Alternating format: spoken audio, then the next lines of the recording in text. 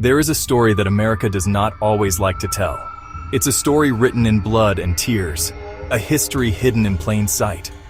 We talk about freedom and justice, but honestly, we often whisper about the price that was paid for the nation we see today. It is about millions of black men, women, and children whose lives were stolen. Their stories are carved into the very soul of this country. The silence surrounding their suffering is a scream that echoes through generations. A heavy truth we must have the courage to face if we're ever to truly understand ourselves. This is the story of a Holocaust. It began with the crack of a whip and the rattle of chains. We must pull back the curtain on this past, even if they are only whispers carried on the wind. The story begins in Africa, a continent rich with culture, kingdoms, and life.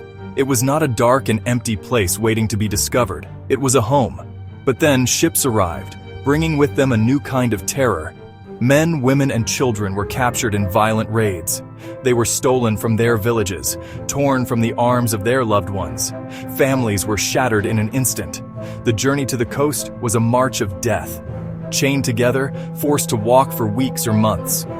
Brought to coastal forts, castle-like dungeons, held for weeks, sometimes months. Branded with hot irons, packed into dark, suffocating holding pens. Passing through the archway, the door of no return. A symbolic and literal point of departure.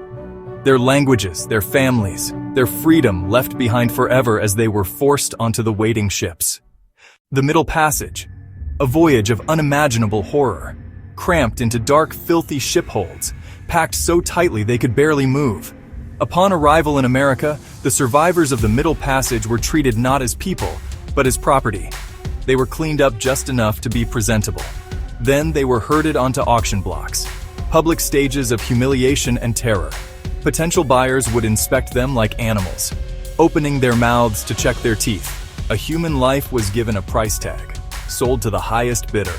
The most devastating part of the auction was the separation of families.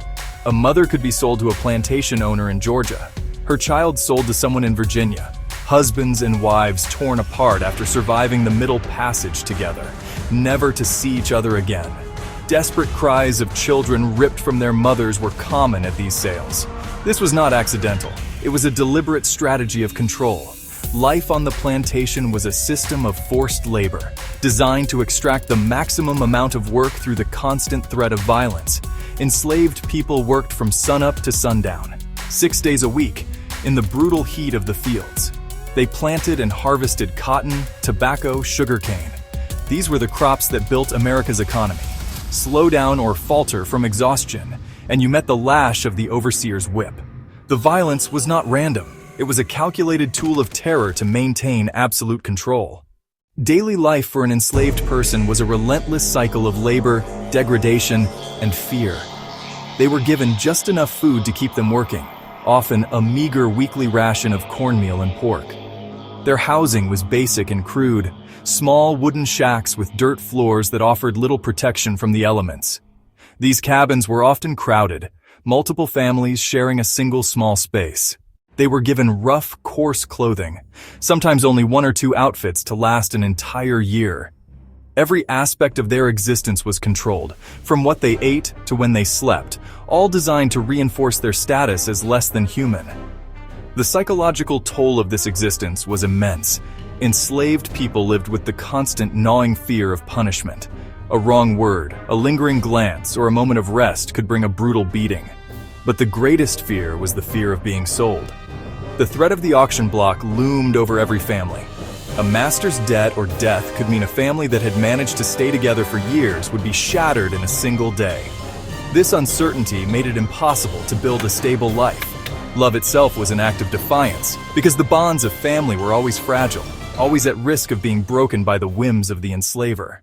Resistance to slavery took many forms, from quiet acts of defiance to violent, full-scale rebellions. The most common form of resistance was the day-to-day struggle to undermine the system. People would work slowly, pretend to be sick, intentionally break tools. These small acts of sabotage were a way to reclaim a tiny bit of control over their own labor. They were subtle but powerful assertions of their humanity, a refusal to be treated as mere machines. A more daring form of resistance was running away. The dream of freedom in the North. Hidden communities of escaped slaves, known as maroon colonies, fueled countless escape attempts.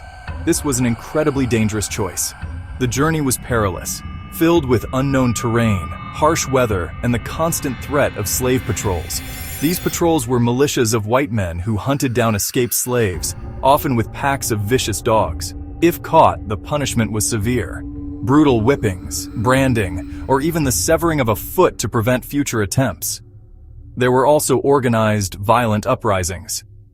These rebellions were the ultimate expression of the rage and desperation felt by enslaved people. One of the most famous was Nat Turner's rebellion in 1831. Turner, an enslaved preacher, led a group of fellow slaves in a revolt in Virginia, killing dozens of white men, women, and children. The rebellion was quickly and brutally crushed. In the aftermath, a wave of terror swept through the South. White mobs and militias retaliated by slaughtering hundreds of black people, most of whom had nothing to do with the uprising. The response to any act of resistance, big or small, was always overwhelming violence. They were public spectacles of pain designed to intimidate everyone else into submission. The Civil War, fought from 1861 to 1865, was a turning point in American history. While the politics were complex, the war was fundamentally about slavery. The Southern states seceded from the Union to protect their peculiar institution, an economy and way of life built entirely on the backs of enslaved black people. For the enslaved, the war was a beacon of hope. They saw the approaching Union armies as liberators. Thousands risked their lives to escape plantations and flee to Union lines, seeking freedom. In 1863, President Abraham Lincoln issued the Emancipation Proclamation. The proclamation did, however, allow for the enlistment of black men into the Union Army. Nearly 200,000 black soldiers and sailors fought bravely for their own liberation. The end of the war in 1865 and the passage of the 13th Amendment finally abolished slavery throughout the United States. For over 4 million newly freed people, this was a moment of profound joy and uncertainty. It was a time known as Jubilee. For a brief moment, during a period called Reconstruction, there was a real possibility of a new, more equal America, as black men gained the right to vote and even hold political office. However, the promise of freedom was quickly betrayed. The joy of emancipation was met with a violent and bitter backlash from white Southerners who refused to accept a society where black people were their equals. The chains of slavery were broken, but a new, more insidious form of bondage was already being forged in the fires of hate. In the years following the Civil War, the hope of Reconstruction gave way to a new era of terror. White supremacist groups like the Ku Klux Klan emerged, using violence and intimidation to suppress the black vote and restore white dominance. They operated as a terrorist arm of the old social order, burning black schools, burning black churches, attacking black leaders, murdering black citizens who dared to assert their rights. The federal government withdrew its troops from the South, leaving black Americans to fend for themselves. This led to the rise of Jim Crow. It was a system of laws across the South to enforce segregation and deny civil rights. Whites-only and colored signs appeared on everything from water fountains, restrooms, schools, hospitals. Black people were legally designated second-class citizens, denied fair housing, denied quality education, denied economic opportunities. The legal system was stacked against them. The most horrific tool of this era was lynching. From the late 19th through the mid-20th century, thousands of black men, black women, and even children were murdered by white mobs in public spectacles. These were not secret killings. They were advertised in advance, and large crowds, including families with children, would gather. Photographs of lynchings were taken and sold as postcards. This reign of terror created a culture of constant fear for generations. The threat of violence was always present. Millions fled the South in the Great Migration, seeking safety in the North. But there, they still faced discrimination, segregation, and racial violence. The end of slavery had not brought freedom from fear. The killing continued, now sanctioned by unjust laws and a society that looked the other way. To look at this history is to look at the deepest wound in the American soul. It is uncomfortable and unsettling. It is easier to turn away, to believe in a simpler, more heroic version of our national story. But we cannot afford to look away. To forget the millions who were killed, tortured, terrorized is to commit a second injustice. To ignore their suffering is to dishonor their memory and to misunderstand the very fabric of the nation we inhabit today. The inequalities we see today are not accidents. They are the direct result of a system that was designed over centuries to devalue Black lives. When we see a protest against police brutality, we must understand that it comes from a place of deep historical pain, from generations of violence sanctioned by the state. Learning this history is also an act of honoring the incredible strength of those who endured it. It is a testament to the resilience of the human spirit.